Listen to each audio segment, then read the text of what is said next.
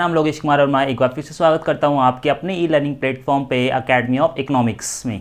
Okay, आज हम पढ़ने वाले हैं चैप्टर सेकंड जो आपका है हिस्ट्री का, पार्ट 2, राजा, किसान और नगर। इसके बारे में हम जानेंगे कि इसमें क्या है, क्या स्टोरी है इसकी, और बहुत ही बेहतर तरीके से आज आपको मेरी स्टोरी को सुनना है और समझना है। आज मैं उसको पॉइंट व्यू अगर आपको समझाने जा रहा हूँ अभी, तो उसमें देखना कहाँ कहाँ एक एक नंबर के क्वेश्चंस बन रहे हैं, उस कहानी को ठीक से कैचअप करना, जो कि आपके लिए बहुत बेहतरीन तरीके से मैं समझाऊंगा। ओके, आइए स्टार्ट करते हैं हमारा टॉपिक। चैप्टर का नाम था राजा, किसान और नगर। तो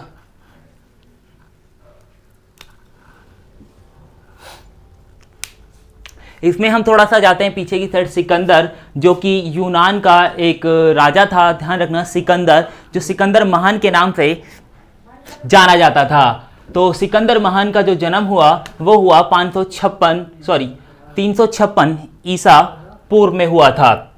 356 ईसा पूर्व में सिकंदर का जन्म हुआ था और यूनान में ही हुआ था। और इनके जो पिता थे उनका नाम था फिलिप। ये मकदूनिया के उस समय शासक हुआ करते थे। अगर बात करें सिकंदर की, सिकंदर एक ऐसा महान राजा था जो कि पूरे विश्व को जीतना चाहता था, और साथ साथ सिकंदर ने क्या किया, भारत विजय के लिए, भारत को फतेह करने के लिए वो आगे बढ़ने की शुरुआत करता है और भारत आता है। और भारत पर जब आता है तो एक चीज आप ध्यान रखना, भारत में अगर जितने भी अटैक होंगे, इन्विजन्स होंगे, उनका एक ही रास्ता है, पंजाब। मात्र पंजाब से ही भारत में कोई भी आक्रमणकारी जो आता था वो वहीं से एंट्री करता था, अदरवाइज भारत में एंट्री करने का कोई रास्ता नहीं बचता है। हम बात करें पंजाब की, तो पंजाब में जब भारत आता है तो सिकंदर के साथ साथ यहाँ पर जो पंजाब में शासन होता है वो पोरस का होता है। उस समय पोरस भारत का एक महान शासक था और महान शासक के साथ साथ एक महान योद्धा के रूप में भी जाना जाता था। तो ध्यान रखना, भारत जब आगमन होता है 326 ईसा पूर्व में आगमन होता है किसका, सिकंदर का। और उस समय मैंने आपको बताया भारत पर जो पंजाब रास्ता है, उस समय पंजाब पर जो शासन किया करता था वो था पोरस।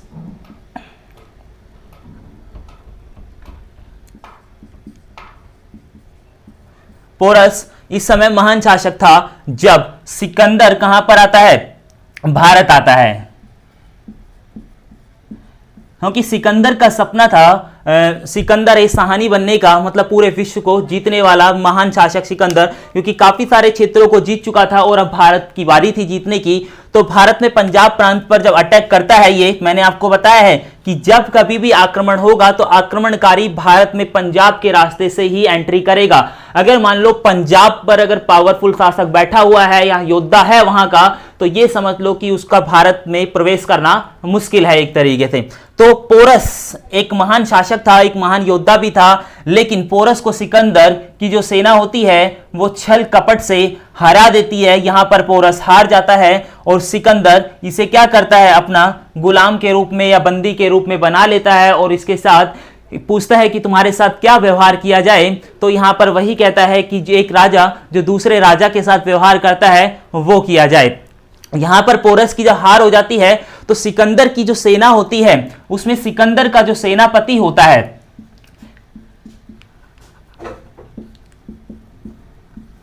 सिकंदर का जो सेनापति होता है उसका नाम था सेल्यूकस निकेटर। सेल्यूकस निकेटर जो सेनापति था किसका, सिकंदर का। एक्चुअली क्या होता है कि जब सिकंदर सारा क्षेत्र जीत लेता है पंजाब वाला, और पंजाब वाला क्षेत्र जीतने के बाद ये जो ऐसे युद्ध होता है ये झेलम नदी के किनारे होता है। ध्यान रखना, कौन सी नदी, झेलम नदी के किनारे होता है। और झेलम नदी जिसको हम पुराने वेद ग्रंथ जो भी लिखे हुए हैं उनमें हम वितास्ता के नाम से जानते हैं झेलम नदी को। तो इसको झेलम का युद्ध भी कह सकते हैं, हम वितास्ता का युद्ध भी कह सकते हैं। किसके बीच हुआ था, पोरस के बीच और सिकंदर के बीच ये युद्ध हुआ। अब यहां पर मेन पॉइंट ये आता है कि अब सिकंदर को एक महान शासक बनना था, क्योंकि पूरे विश्व को जीतना था और भारत को जीतने के लिए जब ये चला तो पंजाब वाला प्रांत तो इसने जीत लिया था। लेकिन आगे चल के क्या होता है, सिकंदर की जो सेना होती है वो आगे बढ़ने से मना कर देती है रावी नदी के किनारे से। रावी नदी जो है वहां से आगे बढ़ने से मना कर देती है, और मना करने के साथ साथ इसकी सेना कहती है कि बहुत सारा प्रांत जो है या बहुत सारा क्षेत्र हम यूनान से जीतते हुए आ रहे हैं, इतना बड़ा साम्राज्य हमने जीत लिया है। तो इतना बड़ा साम्राज्य जीतने के बाद सबसे मेन पॉइंट यहां आता है कि इतने बड़े साम्राज्य का रक्षक कौन करेगा, एक तरीके मतलब संरक्षण कौन करेगा, उसको चलाएगा कौन, ये सबसे बड़ा मुद्दा था यहां पर। तो ऐसी कंडीशन में इसकी सेना मना करती है और वो वापस चला जाता है। जैसे ही सिकंदर वापस जाता है और सिकंदर वापस पहुंचते हुए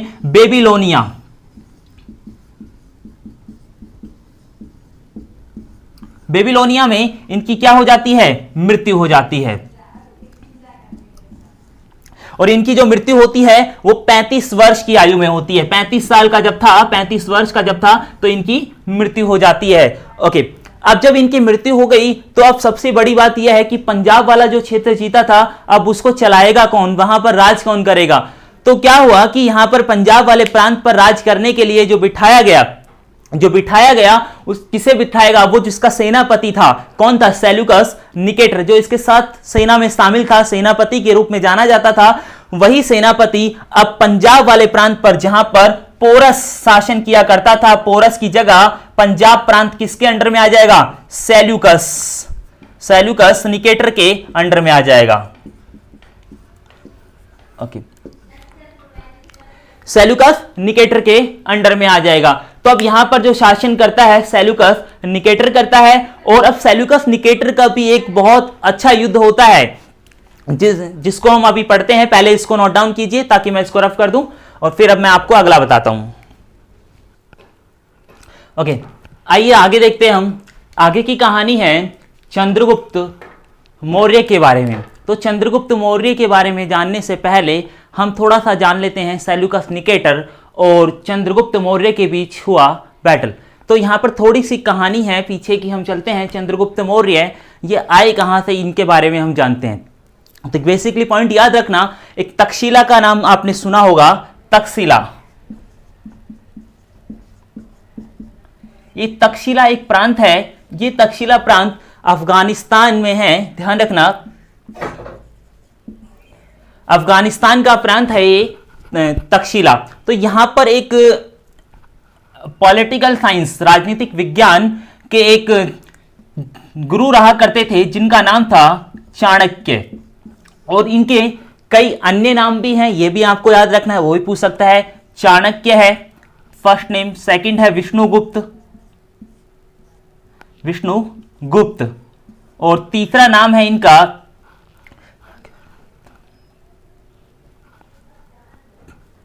कौटिल्य।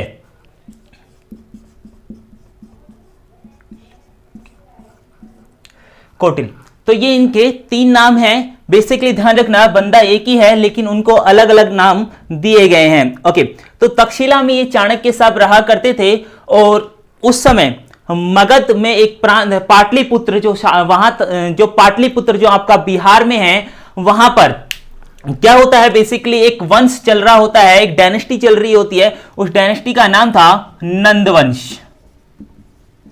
नंदवंश चल रहा होता है कहां पर, पाटलिपुत्र।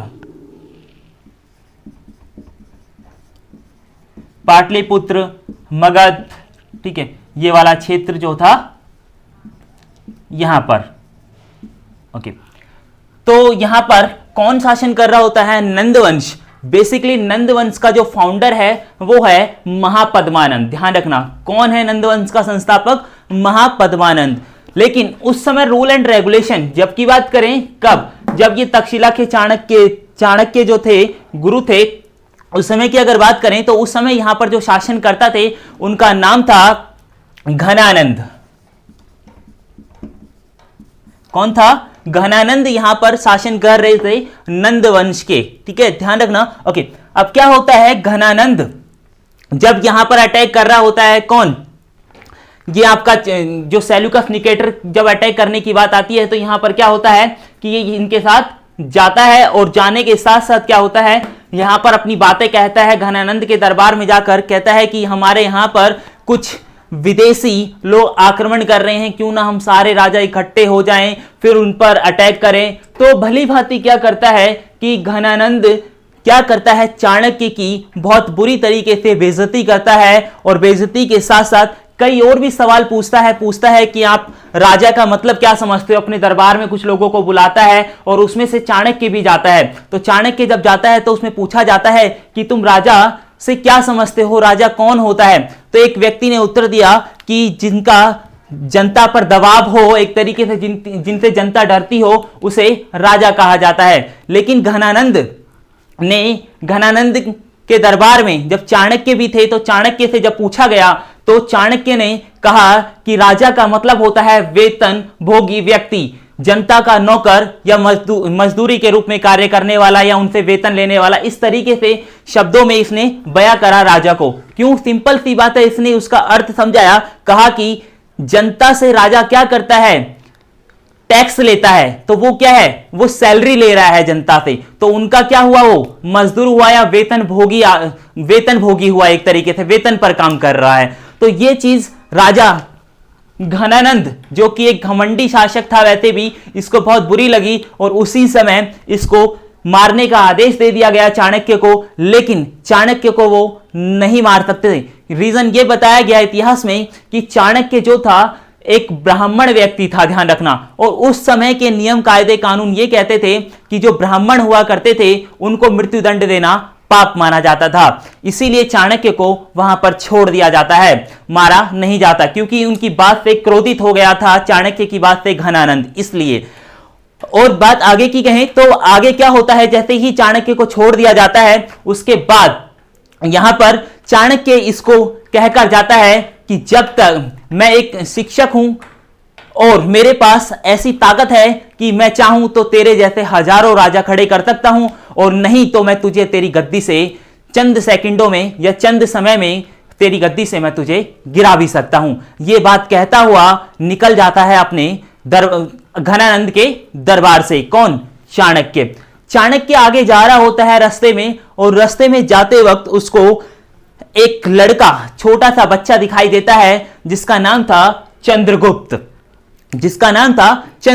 वो एक ऊंचे से पत्थर पर बैठकर आदेश चला रहा होता है, छोटे बच्चों के साथ खेल खेल रहा होता है। तो जब वो खेल खेल रहा होता है तो उसकी एक्टिविटी, क्रिया जो होती हैं, देखने का नजरिया या ऑर्डर करने का नजरिया जो भी था, वो चाणक्य को भाने लगा। तो चाणक्य इसके पास गया और जाकर इससे कहा कि बेटा तुम्हारा नाम क्या है। तो उसने बताया मेरा नाम क्या है, चाणक्य है। ओके, तो फिर आगे क्या होता है, चाणक्य कहता है कि मुझे तुम्हारे मम्मी पापा से मिलना है, अपने मम्मी पापा से मुझे मिलवाओ। तो ऐसी कंडीशन में क्या होता है कि चाणक्य को चंद्रगुप्त जो है अपनी मम्मी के पास लेके जाता है, और मम्मी के पास जब लेके जाता है तो मम्मी से मिलता है, और उसके बाद कहता है कि इस लड़के को मैं अपने साथ ले जाना चाहता हूं। लेकिन ले जाने की जैसे ही बात आती है तो कहता है कि मैं इसको कहां लेके जाऊंगा, तक्षशिला लेके जाऊंगा, और इसे पढ़ाई लिखाई, अस्त्र शस्त्र जो भी चीजें चलाने का जो ज्ञान देना होगा वो मैं इसे वहीं पर दूंगा। तो ऐसी कंडीशन में एक मां तो चाहती है कि उसके बेटे का भविष्य बहुत अच्छा बने, एक तरीके से कौन सी मां नहीं चाहती। तो ऐसी कंडीशन में उसकी मां ने कहा ले जा सकते हो, कोई दिक्कत नहीं है। इतनी ही देर में उसके मामा जी आ जाते हैं। तो मामा जी, आपको पता ही है, मामा कंस का रोल अदा करता है यहाँ पर। तो कंस का मीन्स मतलब यहाँ बताते हैं कि कहा जाता है इतिहास में कि उसके मामा ने यहाँ पर डिमांड की, कहा कि आप इसको ले जा तो सकते हो, लेकिन कंडीशन एक रहेगी, जितना पैसा हमने अभी तक इस पर खर्च किया है वो तुम्हें आप देना पड़ेगा। सिंपल सी बात है। जो चंद्रगुप्त की जो मम्मी थी वो अपने भाई के यहाँ रह रही थी उस समय। तो ऐसे यहां पर कहा गया कि चंद्रगुप्त मौर्य के जो मामा थे उन्होंने यहां पर डिमांड कर दी। तो ऐसी कंडीशन में चाणक्य जो था एक ब्राह्मण था, और ब्राह्मण का काम क्या है, भिक्षा मांगना, या ऐसे ही कोई पूजा पाठ करके कोई कार्यक्रम में जब जाते हैं तो पूजा पाठ करके थोड़ा वो जो भी पैसा आ जाता था तो उससे काम चल जाता था। ऐसी कंडीशन में यहां पर इसके पास पैसे की कोई व्यवस्था नहीं थी। तो ये सबसे बड़ी समस्या थी किसके लिए, चाणक्य के लिए। तो चाणक्य ने एक पुस्तक लिखी थी। उस समय ये चाणक्य जो है उस पुस्तक को पूरी नहीं लिख पाया था। उस समय 3 से 4 चैप्टर इसने लिखे थे, लेकिन टोटल चैप्टर इसकी बुक में जो है, इसकी बुक का नाम है अर्थशास्त्र। ये अर्थशास्त्र इसने 3 से लेकर 4 चैप्टर के बीच में लिख रखे थे, और टोटल चैप्टर की बात करें तो टोटल चैप्टर थे इसमें 15। उस समय इसने पूरी बुक नहीं लिखी थी, ये चीज आपको ध्यान रखनी है। तो यहां पर एक क्वेश्चन बन गया, चाणक्य के द्वारा कौन सी पुस्तक लिखी गई है? अर्थशास्त्र। ओके, अब ऐसी कंडीशन में क्या होता है कि ये जो बुक है इसको मार्केट में बेचने के लिए, सेल करने के लिए कहा जाता है किसको? चाणक्य कहता है चंद्रगुप्त को। अब चंद्रगुप्त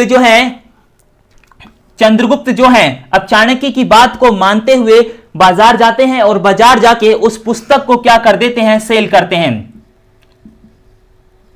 उस पुस्तक को क्या करते हैं? सेल कर देते हैं। और पुस्तक को जब बेचा जाता है तो वो पुस्तक ऐसे व्यक्ति के हाथ में जाती है जहां पर कि चाणक्य का दोस्त होता है। वो पुस्तक ऐसे व्यक्ति के हाथ में जाती है जो चाणक्य का क्या होता है? दोस्त होता है। और जो दोस्त होने के नाते वो क्या करता है? उसने सारी बातें बताई। किसने? चंद्रगुप्त ने चाणक्य के दोस्त को उन सारी कंडीशनों को देखते हुए चाणक्य की जो पुस्तक थी अर्थशास्त्र, उसे भी वो वापस चंद्रगुप्त को लौटा देता है। और चंद्रगुप्त को जैसे ही लौटाता है तो ऐसी कंडीशन में यहां पर क्या होता है? चंद्रगुप्त को जैसे ही लौटाता है तो चंद्रगुप्त वापस अपने गुरु को आकर दे देते हैं चाणक्य को, और जो मुद्रा, जो भी मोहरे वगैरह जो मिली उसे, तो वो उसने लाकर चाणक्य को दे दी, और चाणक्य ने चंद्रगुप्त के मामा को दे दी। इस तरीके से चाणक्य को चंद्रगुप्त को ले जाने की इजाजत मिली तक्षशिला में। और अब ये तक्षशिला में बहुत अच्छे से अस्त्र शस्त्र चलाना सीखता है, एक महान योद्धा बनता है, जो कि भारतीय इतिहास का पहला राजा कहलाता है। चंद्रगुप्त भारत में ही जन्मा और भारत में ही एक महान योद्धा बना। तो हम कह सकते हैं पहला भारतीय राजा भारतीय इतिहास में जो था भारत का ही, वो था चंद्रगुप्त। ओके, आगे की बात करें तो ऐसे करिए, आप इसको बुक को नोट कीजिए, मैं आगे पढ़ाता हूं जब तक आप। अब यहां पर क्या होता है, जो घनानंद है उसको यहां पर चेतावनी दी जाती है, और घनानंद को चेतावनी देते हुए ये चला जाता है और किसको ले लेता है? चंद्रगुप्त को ले लेता है चाणक्य, और अपने यहाँ तक्षशिला ले जाता है। तक्षशिला ले जाकर क्या करता है? उसको अस्त्र शस्त्र चलाना सिखाता है। मैंने आपको यहाँ तक बताया। ओके, फिर आगे क्या होता है कि 321 ईसा पूर्व में जो घनानंद जिसने चाणक्य की बेइज्जती की थी, उस चाणक्य ने चंद्रगुप्त की सहायता से उसको क्या करा? यहाँ पर हरा दिया। और हराने के बाद यहाँ पर क्या करा? उसने मौर्य डायनेस्टी की स्थापना की। घनानंद को हराकर चंद्रगुप्त से चंद्रगुप्त मौर्य बन गया। क्यों बन गया? क्योंकि उनकी माता का नाम, उनका माता के नाम पर ही मौर्य डायनेस्टी का नाम यहाँ पर रखा गया। तो इस प्रकार से चंद्रगुप्त मौर्य चंद्रगुप्त मौर्य वंश की स्थापना करते हैं, ध्यान रखना। तो मौर्य कहाँ से लगाया? उनकी माता के नाम पर इन्होंने अपनी डायनेस्टी का नाम रखा, जिसको मौर्य डायनेस्टी कहते हैं। ओके, चंद्रगुप्त मौर्य। आगे बात करें तो यहां पर 321 ईसा पूर्व में हराकर, तो यहां पर चंद्रगुप्त जो है किसकी स्थापना करता है? मौर्य वंश की, ध्यान रखना। ओके, किसकी स्थापना करता है? मौर्य वंश की। और इनका जन्म जो होता है चंद्रगुप्त का पाटलिपुत्र बिहार में हुआ था, यह चीज आपको ध्यान रखनी है। अब यहां पर इनके जो गुरु थे चंद्रगुप्त के, जिनका नाम क्या था? चाणक्य। अब ये जो चाणक्य है, इसने जो पाटलिपुत्र मगध में जो राज चल रहा था, उसके शासक घनानंद को हरा दिया। और अब इनके जो गुरु हैं चाणक्य, चंद्रगुप्त मौर्य के, तो चंद्रगुप्त मौर्य के जो गुरु थे चाणक्य, इनका सपना था कि पूरा भारत एक अखंड भारत के रूप में होना चाहिए। क्यों? ये चाहते थे कि पूरा भारत एक हो, टुकड़ों में विभाजित ना हो, कहीं दूसरा राजा शासन कर रहा है, कहीं एक अलग राजा शासन कर रहा है। तो ऐसी पद्धति इसको स्वीकार नहीं थी बिल्कुल भी। किसको? चाणक्य को। तो चाणक्य अखंड भारत का निर्माण करना चाह रहा है। उसके लिए किसको आजमाया? यहां पर चंद्रगुप्त मौर्य को अपनाया, जिसने मौर्य वंश की नींव रखी थी। ओके, अगर आगे बात करें तो चाणक्य अखंड भारत का निर्माण करने की बात करता है, और इसी के लिए एक जो पंजाब वाला क्षेत्र जो मैंने आपको बताया था, जहां पर पोरस शासन कर रहा था पंजाब वाले प्रांत पर, वहां पर एक सिकंदर महान शासक आता है, इतिहास में यूनान से आता है, और वो अटैक कर देता है यहां पर, और उसके क्षेत्र को छीन लेता है पोरस से। तो अब यहां पर मैंने आपको बताया था कि उसकी तो मृत्यु हो जाती है बेबीलोनिया में 35 वर्ष की आयु में। ओके, तो यहां पर सेल्यूकस, निकेटर और चंद्रगुप्त मौर्य, चंद्रगुप्त मौर्य, जिन दो व्यक्तियों के बीच युद्ध होता है, ये युद्ध जो होता है 305 ईसा पूर्व में होता है और सिंधु नदी के किनारे होता है, इसीलिए इसको सिंधु का युद्ध भी कहा जाता है। तो अब यहां पर क्या होता है कि अखंड भारत का निर्माण करने के लिए इससे वो क्षेत्र जो सिकंदर जीतकर सेल्यूकस निकेटर को देकर गया था उसको छीनना था, यहां पर ध्यान रखना। ओके, इन दोनों के बीच जब युद्ध होता है, बैटल होता है, तो इस में क्या होता है, कुछ बैट लगी होती है, कुछ शर्तें लगी होती हैं। तो यहां पर पहली शर्त तो ये होती है कि इसकी एक बेटी होती है जिसका नाम होता है हेलेना या हेलन, जिसको कार्नेलिया के रूप में भी जाना जाता है। दूसरा नाम आपको कहीं कहीं बुक में अगर मिलता है तो कार्नेलिया मिलेगा और कहीं कहीं हेलन या हेलना मिलेगा आपको, ये चीज आपको ध्यान रखनी है। तो यहां पर दोनों के बीच युद्ध हुआ और दोनों के बीच जब युद्ध होता है तो ऐसी कंडीशन में क्या होता है, चंद्रगुप्त मौर्य जो होते हैं ये जीत जाते हैं और सेल्यूकस निकेटर हार जाते हैं। सेल्यूकस निकेटर जैसे ही हारता है तो इसकी बेटी जिसका विवाह चंद्रगुप्त मौर्य से करवाना होता है, यहां पर यह शर्त रखी गई थी कि मैं अपनी बेटी का विवाह किसके साथ करवाऊंगा, चंद्रगुप्त मौर्य के साथ करवाऊंगा। तो यहां पर कुछ थोड़ा सा टाइटल सा आता है जिस तरीके से कि ओ साथियां मैंने तुझे चुन लिया है तू भी मुझे चुन, इस तरीके से टाइटल सा निकलता है। तो हेलन का विवाह या हेलना का विवाह जो होता है चंद्रगुप्त मौर्य से हो जाता है और चंद्रगुप्त मौर्य से होने के बाद भारत की पहली विदेशी बहू बनती है कौन, हेलना या कार्नेलिया।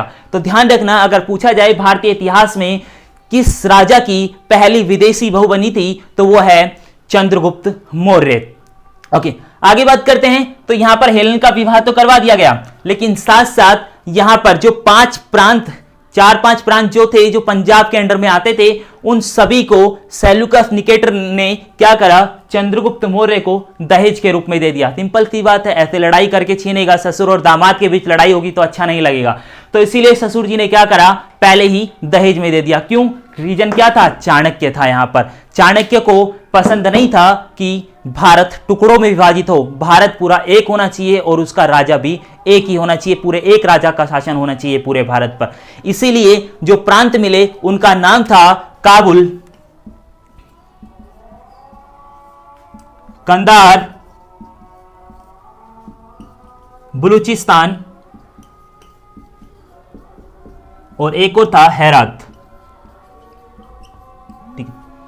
ये प्रांत थे काबुल, कंधार, हेरात और बलूचिस्तान। तो क्या हुआ कि ये प्रांत इनको मिल गए, किसको, चंद्रगुप्त मौर्य को वापस। तो यहां पर एक अखंड भारत का निर्माण हो गया। अब साथ साथ चंद्रगुप्त मौर्य के पास इसको हराया, किस चीज से हराया, इसने हराया था हाथियों से। इसके पास क्या थे, हाथी की बहुत बड़ी सेना थी, हाथियों की भरमार सेना थी चंद्रगुप्त मौर्य के पास। सेल्यूकस निकेटर की जो सेना थी हाथियों को देखकर ही डर गई थी, ध्यान रखना। तो ऐसी कंडीशन में यहां से 500 हाथी किसे दिए जाते हैं, सेल्यूकस को दिए जाते हैं चंद्रगुप्त मौर्य के द्वारा। ओके, आपको यहां तक समझ में आया। उसके आगे क्या होता है, उसके आगे की जब कहानी चलती है तो यहां पर मौर्य वंश आ जाता है और मौर्य वंश में सबसे बड़ी बात यह है कि जो चाणक्य होते हैं वो मंत्री बन जाते हैं, दरबारी मंत्री बन जाते हैं, किसके, चंद्रगुप्त मौर्य के। ओके, तो आप इसे नोट डाउन कीजिए। ओके, आगे का हम अगली क्लास में देखेंगे, आगे का चैप्टर हम कंटिन्यू जो करेंगे नेक्स्ट पार्ट में करेंगे। और साथ साथ अगर आपको वीडियो अच्छी लगती है तो वीडियो को ज़्यादा से ज़्यादा लाइक करें, शेयर करें और लेटेस्ट वीडियो पाने के लिए हमारे चैनल को सब्सक्राइब करें। Thank you.